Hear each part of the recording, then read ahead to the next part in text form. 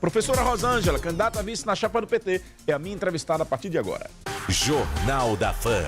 Entrevista. Professora, muito bom dia, bem-vinda aos nossos estúdios. Bom dia, Narciso. Bom dia aos ouvintes. Uma satisfação imensa, né, estar aqui agora com você. E vamos conversar. Vamos conversar. Professora, como é que surgiu essa sua vinda para o cenário, né? Rosângela já tinha exercido o mandato de vereadora, estava numa atuação de militância, digamos assim, mais burocrática, cuidando ali da parte interna do partido, e recebeu o convite para ser vice. Como é que surge esse processo?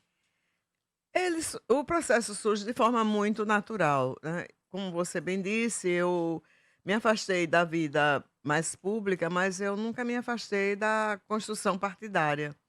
Então, ultimamente, eu estava dedicada a essa organização, à administração interna do partido, e sou uma militante pronta para qualquer serviço, né? Digamos, soldada no quartel, né? Quer serviço. O partido fez um esforço muito grande para compor com diversas forças, né? E o movimento natural da política foi dividindo os grupos e separando o joio do trigo.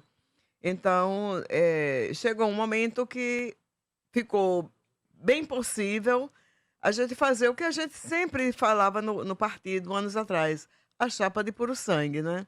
Embora essa não tenha sido, talvez, a primeira intenção. A primeira intenção era compor com partidos da federação, mas os interesses de cada partido foram sendo divergentes do que nós estávamos ali construindo, e chegou a vez da professora ser convidada. E ao ser convidada, eu também não tive dúvida. Eu aceitei. Prontamente. Ontem o professor Alex Pedrão, em entrevista aqui, nos disse que lamentava o PT não ter aceito a composição com o PSOL, fazendo o gesto que o PT fez em outras cidades, a exemplo da cidade de São Paulo. O que é que dificultou esse entendimento com o PSOL? Não tem dificuldade de entendimento. Cada partido tem seu projeto, né? E eu também respeito o projeto do PSOL, né? Eles também poderiam ter feito gesto, né? Gesto é de todos os lados. Agora, precisamos só respeitar que cada partido teve o seu projeto e dentro do seu projeto não foi possível fazer a composição. Como é que está o clima interno da campanha? Inicialmente a campanha começou com 2% nas pesquisas, agora os últimos levantamentos em 2 institutos diferentes, a campanha já aparece aí próxima dos 10%. Como é que está o clima interno?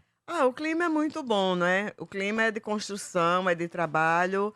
Aracaju conhece o trabalho do Partido dos Trabalhadores, conhece a militância do PT, conhece nosso projeto para a cidade, e esse é o resultado e nós não tínhamos dúvida disso.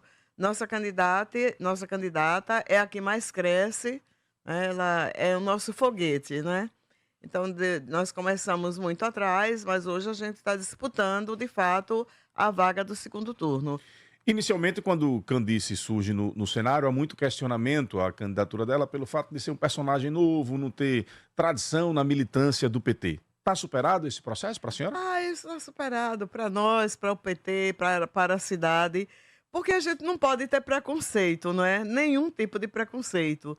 Nem com a mulher, nem com o jovem, nem com o novo militante. Isso faz parte do processo de renovação do partido. A minha chegada junto com Candice é uma dupla, eu digo assim, é uma dupla muito dinâmica, porque Candice é uma mulher jovem, muito dedicada, inteligente, estudiosa, aguerrida, cheia de força. E eu chego próximo dela ali com a minha experiência, a minha história no partido, ajudando. E foi assim, uma junção muito perfeita, muito boa. A senhora vem da rede municipal como professora, né, da rede, sindicalista, vereadora. No que é que essa experiência contribui para essa disputa que você está tendo esse ano? Olha, desde a minha mais jovem idade, né, na condição de professora, eu sempre tive essa atuação muito dinâmica, conduzindo meu sindicato, né? Eu sou fundadora do Sindipema. No Sindipema, você foi frequentador, né, do nosso sindicato. A gente construiu um belo projeto cultural, que era o Sindicesta, né, um projeto que envolvia toda a cidade, era um ponte cultural, né, dentro do Siqueira Campus. E dali eu evoluí um pouco mais, eu fui para a CUT, eu fui presidente da Central Única dos Trabalhadores, no mandato tampão, né, de um outro companheiro que se afastou para exercer mandato.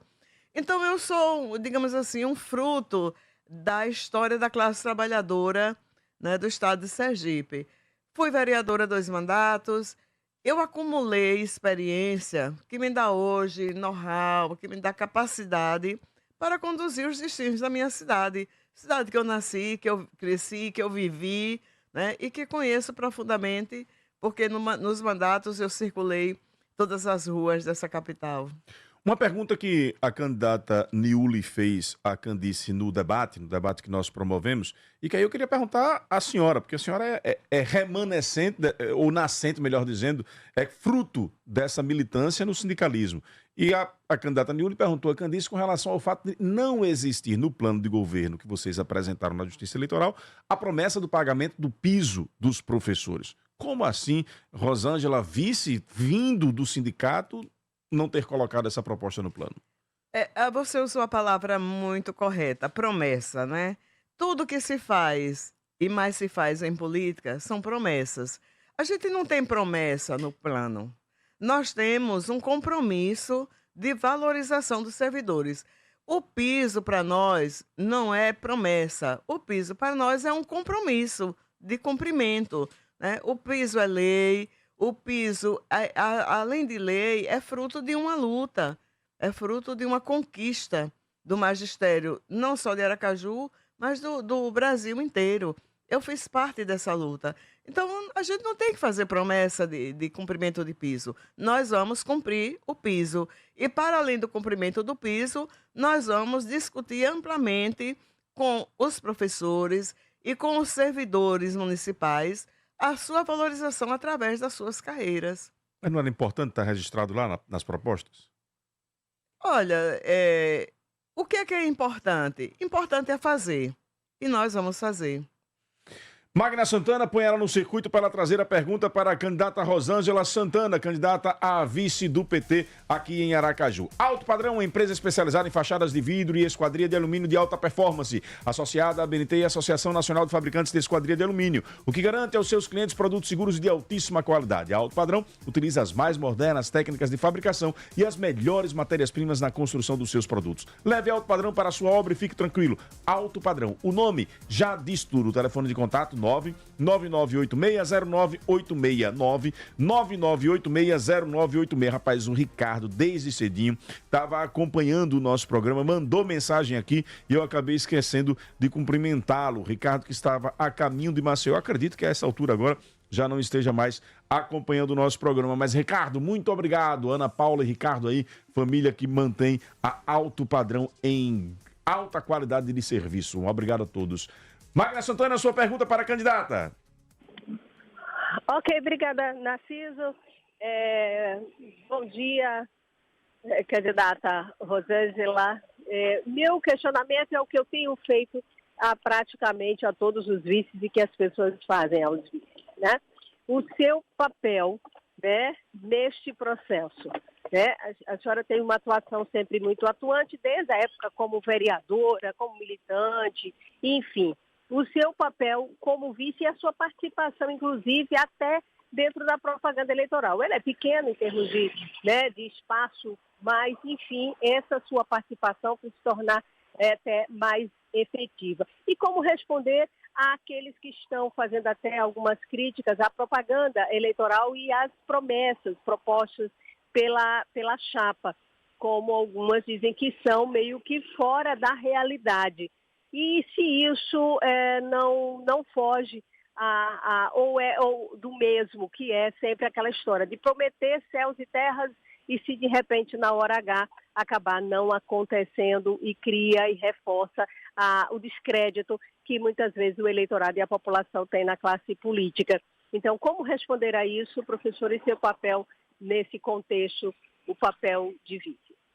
À vontade, professora. Bom dia, Magna. Tudo bem, não é, com você? Sempre bom estar com você. Olha, O meu papel na condição de vice nessa chapa, eu acredito que a cidade até já compreendeu. É o papel de trazer a experiência, de trazer o equilíbrio, de trazer a confiança, né, para a nossa militância e para a cidade pela minha história. Obviamente que tem uma tradição na política brasileira que vice não fala, né?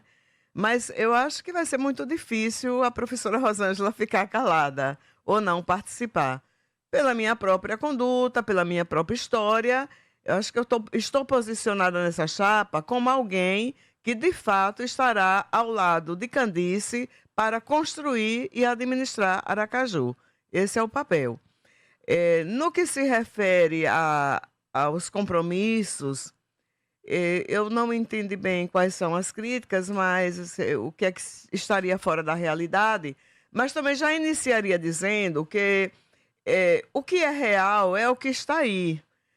A repetição é o envelhecimento, né, da política e do processo. Então, às vezes, é preciso pensar fora da caixa e pensar fora da realidade, porque só assim a gente vai poder avançar. Agora, isso é o pensamento do progresso, isso é o pensamento de quem não é conservador. Quem não conserva sai da caixa, pensa fora para poder avançar. Agora, seria importante que a gente pudesse fazer o debate especificamente do que é que se hoje avalia como fora da realidade. E aí eu aproveito para perguntar à senhora, qual é a avaliação que a senhora faz da atual gestão? Eu acho que a atual gestão, na pessoa do seu administrador, está fechando um ciclo. Está cumprindo sua tarefa, né, e finaliza, nesse momento, o seu projeto e o seu ciclo.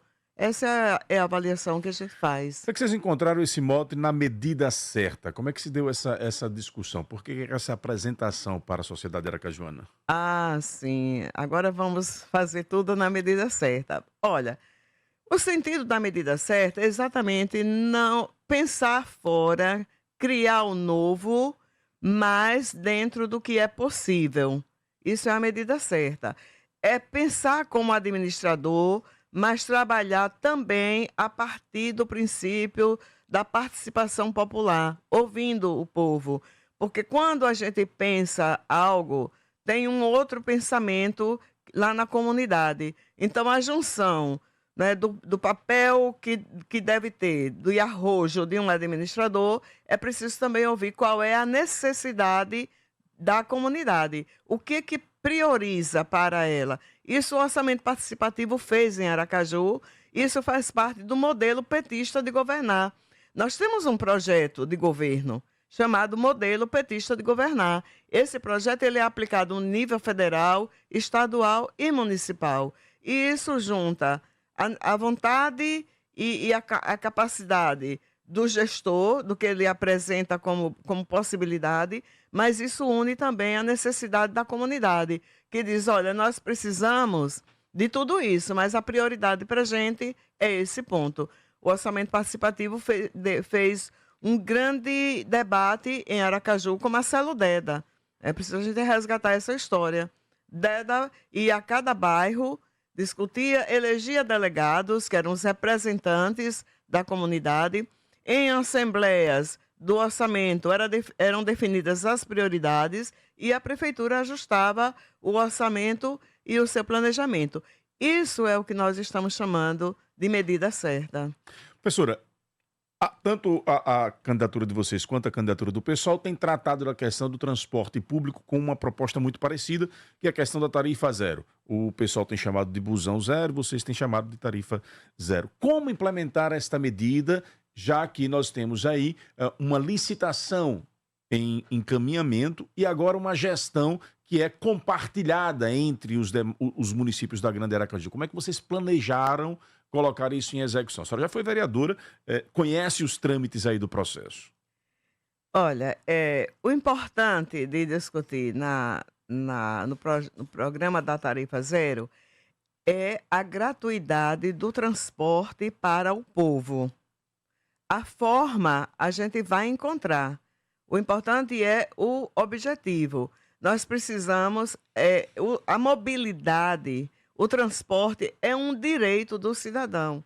Nenhum cidadão pode ser impedido de sair de sua casa para pedir, levar um currículo ou ir fazer uma entrevista pela ausência do dinheiro de pagar o transporte, né? O transporte é caro e um cidadão desempregado, ele fica inviabilizado, inclusive de arranjar um emprego, pela ausência da condição financeira.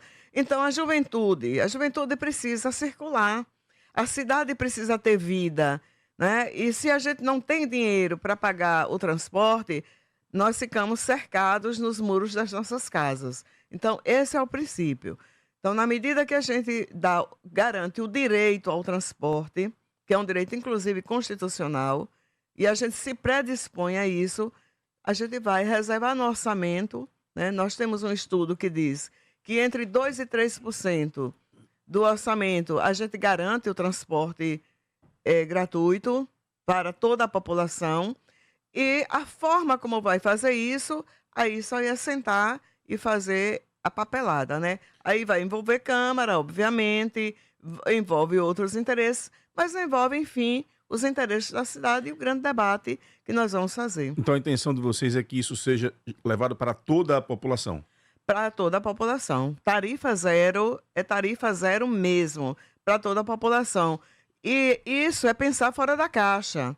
Porque quando a gente falava que era possível levar os jovens para a universidade através das cotas, todo mundo achava que era absurdo e que não era possível. E hoje, 20 anos depois do governo do PT, em nível federal, nós temos aí ouvintes que estão escutando a gente agora e dizendo: eu fui fruto da política do governo de Lula. Eu estudei fora do Brasil, eu fiz doutorado através de cota, eu sou negro, né? E eu fiz o curso de medicina, hoje eu estou formado e estou na minha profissão. Eu cresci, eu ascendi na vida através da política do governo Lula. E era impossível em 2000, no ano 2000, quando a gente iniciou esse grande debate de inclusão, né, da população negra, da população de escola pública, dentro da universidade pública.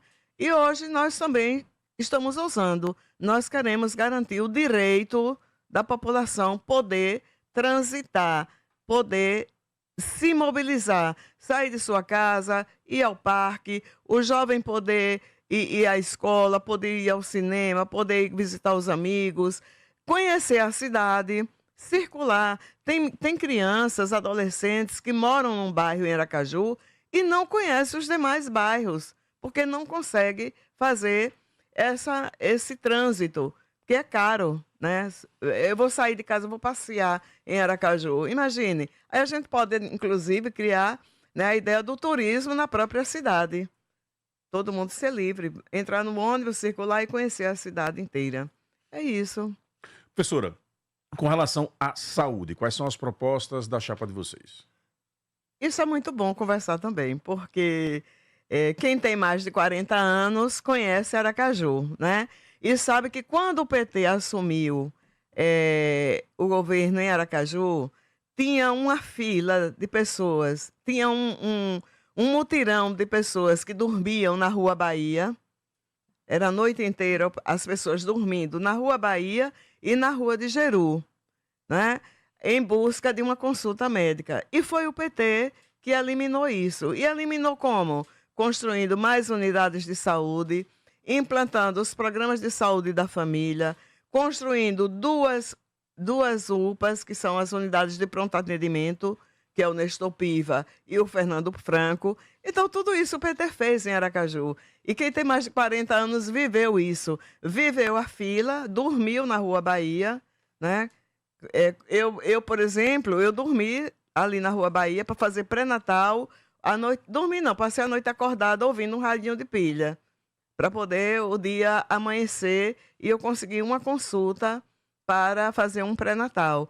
Então, nós acabamos com isso e demos dignidade à população de Aracaju. Então, já fizemos E fizemos quando Aracaju tinha 400 mil habitantes. Hoje Aracaju tem 650, quase 650 mil habitantes e a gente mantém a mesma estrutura. Portanto, nós temos hoje a visão da nova cidade, da ampliação das unidades básicas de saúde, da construção de novas unidades de pronto atendimento para poder atender prontamente a população da nossa cidade.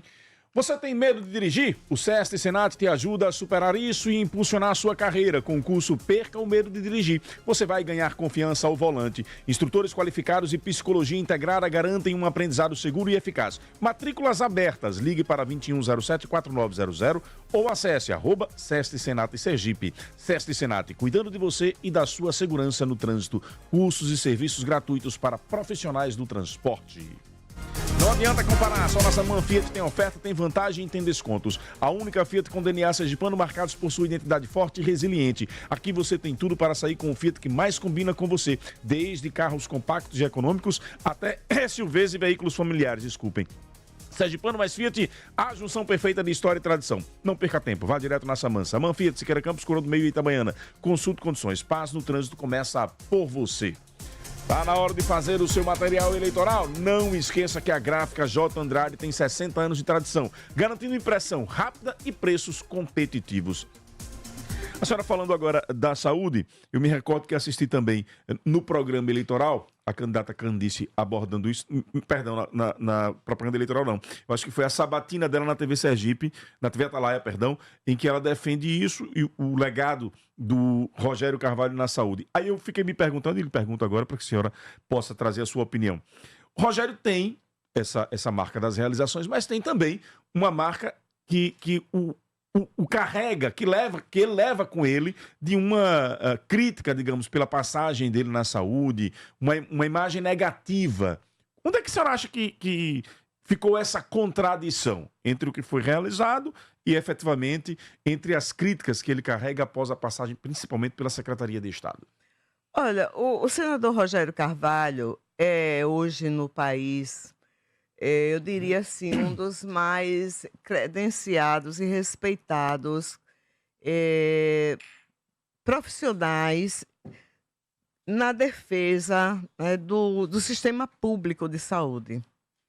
Rogério é doutor em saúde pública e a grande tese de Rogério é exatamente a defesa, né, desse sistema público de saúde. Então, ele tem um lado onde ele sabe o que é que ele defende.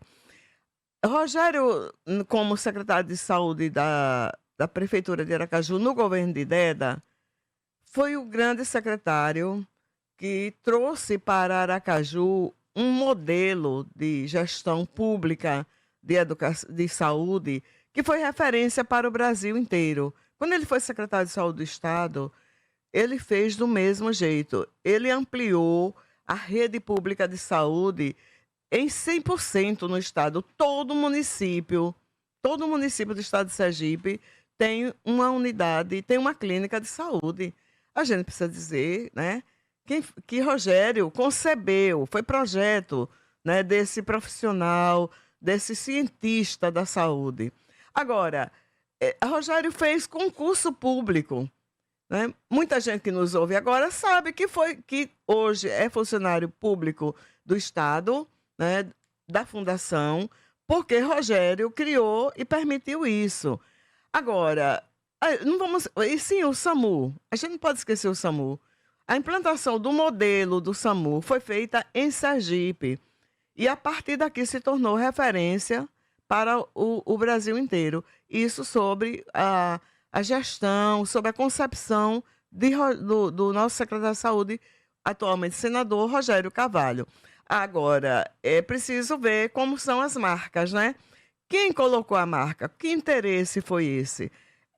Nessa disputa aí, nesse quadro, eu poderia dizer que houve uma disputa muito grande entre um projeto de saúde pública e um projeto de saúde privada. Quem defendia e arvorava tomar conta do sistema de saúde sob o ponto de vista privatista, certamente fez um combate muito duro com Rogério. E aí, quem tem a compreensão do que é o direito do povo à saúde, compreende o que é que o Rogério fez. Por exemplo, hoje existe uma fila para fazer cirurgia, né? Tem mais de 200 pessoas em fila aguardando cirurgia. A gente poderia chamar isso da fila da morte, porque quando alguém tem um diagnóstico de que precisa fazer uma cirurgia, aquilo ali significa a possibilidade daquela pessoa viver. Tem pessoas que morrem antes de chegar na fila. Ora, eu posso ficar na fila para esperar meu carro novo. Eu comprei um carro e não tem carro, a fábrica ainda está fazendo. Eu fico na fila esperando, porque aquilo não prejudica a minha vida, né? Eu posso comprar uma roupa e ficar aguardando na fila para a roupa chegar. Agora, fila para aguardar cirurgia, as mulheres tem mais de 70 mulheres correndo risco de morrer com hemorragias porque não tem cirurgia ginecológica e elas estão na fila. Então, isso é fila de morte. Então, quem defende isso, né, pode botar uma marca. Agora, quem defende que todo mundo precisa ter direito a ser cuidado e ter urgência nos seus procedimentos, vai ter outra marca. Professora, a senhora foi, além, me recordando aqui enquanto a senhora falava, a senhora foi presidente da Aracaju Previdência também durante um momento, não é isso? Sim, eu fui diretora-presidente do Instituto de Previdência. Aí eu me recordei agora de um duelo que existe entre a prefeitura e o sindicato com relação ao piso dos professores. O prefeito Edivaldo Nogueira diz que paga o piso e que não tem como atender ele da forma como o sindicato pede, porque teria um impacto na Previdência. A senhora, com as duas experiências, né, de conhecedora da lei do piso, conhecedora da luta pela sua implantação e como presidente do Instituto de Previdência, onde é que a senhora se colocaria aí entre esses dois discursos? Olha, eu sou uma professora aposentada, né, do município de Aracaju. E eu sei hoje como foi feito toda essa questão. Por exemplo, o atual prefeito, para não conceder o direito de manutenção da carreira dos professores aposentados, ele criou um artifício de dar gratificações aos professores que estão em atividade. Então, efetivamente, o que o prefeito fez foi destruir toda a carreira do magistério. Hoje não tem piso na prefeitura de Aracaju. Os professores aposentados que antes tinham isonomia com os ativos, hoje já não tem mais. Isonomia que eu falo da remuneração. E é uma insatisfação muito grande, né, que está acontecendo. Eles alegam que não tem a condição, mas tudo só depende, Narciso, da vontade política. Quando o político tem a vontade de realizar, ele encontra os meios, ou, no mínimo, conversa, né, com as categorias. Então, eu diria assim, nosso compromisso é de um diálogo muito franco, muito aberto. Eu já eu estive no Instituto de Previdência tem mais de 10 anos. Eu não quero me arvorar aqui a dizer que o Instituto tem ou não tem a condição, mas eu estou aqui só colocando com muita firmeza e muita clareza que, na condição de servidora, eu estarei pronta para fazer a defesa, né, dos nossos servidores, das nossas professoras aposentadas, dos nossos professores, e equalizar essa situação. Equalizar o que é a remuneração dos ativos e o que é a remuneração dos aposentados. Polarização. Houve uma expectativa, avaliações para um lado e para o outro, de que a polarização nacional, direita, esquerda, Bolsonaro, Lula, não chegaria às eleições municipais de 2024. Chegou ou não chegou? O que é que você sente nas ruas? As ruas, elas estão caladas ainda, né? Você vai pela Tá sentindo o clima meio cidade. frio ainda? As pessoas estão observando muito ainda quem somos os candidatos.